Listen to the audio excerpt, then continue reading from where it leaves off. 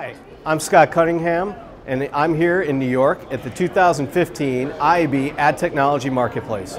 We're just finishing up our town halls. These sessions allow attendees to collaborate on solutions for the industry and also set the agenda moving forward. Let's hear what they had to say on the future of customer data.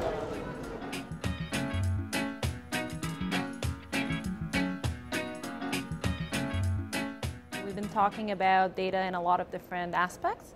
And I think the takeaway was that we all talk about data, we all like data, but we don't really know exactly how to use it and what is going to happen in the future, especially between the advertisers, publishers, and vendors for data. So, Brad, I think we have a couple of takeaways from the session today. Yeah, well, the first thing that I think we could all agree upon is that data is at the center of our world. The one thing that we had a lot of healthy dialogue on is how we're going to use that data and the nature of that data and the validity of that data. And from the publisher side to the marketer side and the agency side, there are a lot of different perspectives. I think one of the biggest things that we talked about was data validation. Yep.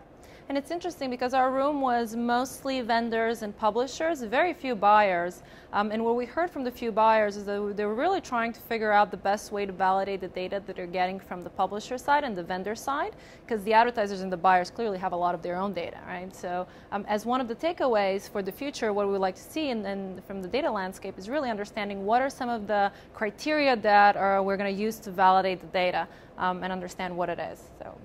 And some of that has to do with the data freshness and possibly even having some third-party validation on how that validates against what you're actually buying. Because nowadays, the cost of the media plan is weighted towards the data side. The inventory seems to be almost an afterthought, and it's so important to make sure we get that data component right.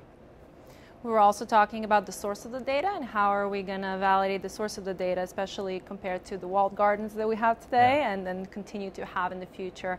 Another topic that we talked about was what happens with data in mobile, specifically between mobile web and mobile app.